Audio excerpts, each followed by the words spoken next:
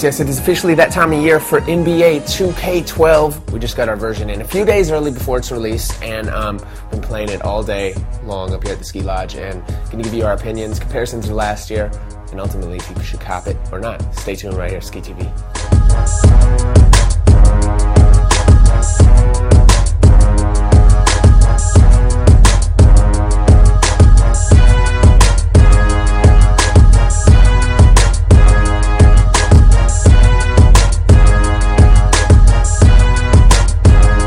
Now, when 2K12 came in the mail, I was actually a little surprised. I didn't realize it was coming out so early. The good folks at 2K12 actually came over here about a month ago to the Ski Lodge and gave me a hands-on preview of what was almost the final build, and I loved the game, and this just showed up, and it led me to realize that, it's kind of surprising that they're releasing it so early. The basketball season isn't scheduled to start until top of November, obviously, every year. This year is probably going to be even later with a lockout, and that's why it's kind of interesting as well that last year obviously Michael Jordan was on the cover. This year, there's 3 covers. We have the Jordan edition, but there's also Larry Legend and Magic. So 3 versions of 2K12, which kind of shows where the focus is on the game this year, which is not purely, but extensively on Legends, which we'll get into for a second.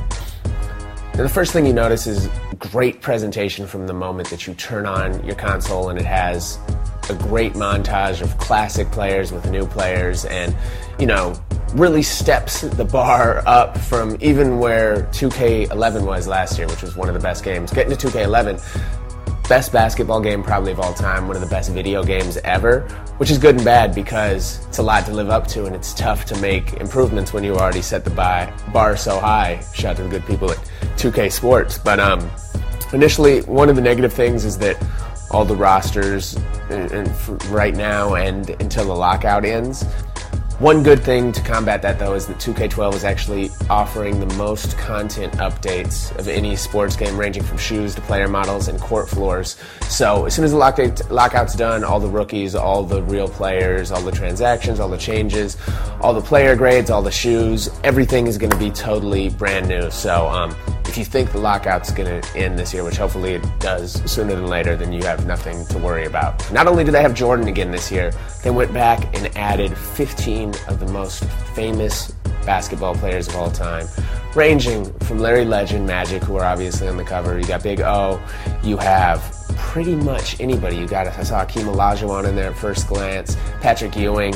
And you can go back, and they have the teams recreated and play as not just Jordan anymore, but some of these other classic NBA teams with some of the most legendary players of all time.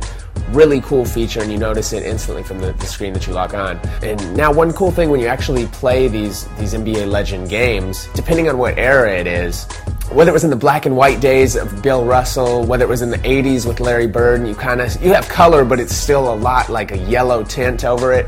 It really adds to it. It's cool presentation-wise, so you feel like you're not watching Larry Bird with all the stuff of today, but Larry Bird in the 80s, which is how you want to play him. You don't want to put him in today's environment. And that even goes down to the clothes, the gear that people are wearing, the way the court looks. So 2K has done a great job at recreating that old school legendary feel. So shout out to them for that. Now when you get to the actual game itself, the gameplay has even been improved from last year. Instantly you notice on defense there's some defensive assist things, so you can kind of see what player you're supposed to be guarding.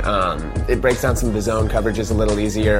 I found that some of the post-up moves were a lot easier to activate. The players even look better than last year. There's still some weird parts of them where you'll look at them and they look kind of like aliens or mummies or something crazy. It's better than how it was last year. Like if you saw Kobe last year, it was kind of scary, but they've definitely stepped it up. Still has room for improvement, but we're kind of nitpicking. The overall presentation is amazing. Now, one negative about the legendary mode is that you can't take these legendary teams when you play online, which kind of sucks because you want to play as, your Bulls, your Celtics, your classic Lakers teams online in those modes, but it's currently only open for current teams. So let's see if they can hopefully patch that in the future. That's one thing that I think a lot of people would enjoy, and was disappointing from playing it, but still not anywhere near a deal breaker for the game. Now back to some of the actual gameplay. 2K12 is just up to what 2K11 had. Everything from making substitutions on the fly has become a lot easier. Last year it was great, but you'd still have to scroll down position by position. This year, every position, like they're assigned when you're making a direct pass to the players, you can easily change the point guard just by hitting A and it'll rotate through all the point guards. B, you'll change all your shooting guards. So you don't have to scroll up and down, which makes it, at first it was kind of tough getting used to the first couple games, but after a while you definitely save a lot of time. You can also do more plays on the run and just tons of little subtle improvements that you'll notice over the course of time. So again, it's not a complete revamp, but it's not like you really wanted a complete revamp to 2K11 with it being so good. I really don't know what else they could have done. My closing comments for NBA 2K12 are it's definitely improved upon 2K11, which was the best basketball game ever, so I guess you can go ahead and say 2K12 to me is the best basketball game ever, one of the best sports and video games ever. It's not the huge jump that 2K11 had last year from 2K10, but it's tough for 2K. They have a lot in their hands because they got so much right with 2K11. So, look, if you have 2K11 and you're thinking of upgrading to 2K12, if you're a diehard basketball fan, if you just play 2K11 like crazy, if you always have to have the latest updates, rosters, newest features, if you're bored with it and want to play other classic players, it is a must cop. If you're just a casual gamer, just play a little bit for fun, you're not really, trying to get every game and care about all the details, you're good with 2K11 because it's such a good game, which is, the thing 2K12 I think is going to face the most, especially with people not being that excited about basketball until the season starts. And with the lockout looming, there might not be a season, but all in all, if you have to have the latest, if you're an NBA fan, if you've played out 2K11, 2K12 is a must buy, so don't get it twisted by my review. DJ Ski coming through early, again with another video game review right here. Tune in every single day. You guys know how we do. We out of here. I'm going to go back to playing with my team. Shout out to all my NBA homies too. I'm whooping ass with the homie KD, by the way. The Thunder are real in this. Shout out to James Harden too. I see you. Let's go.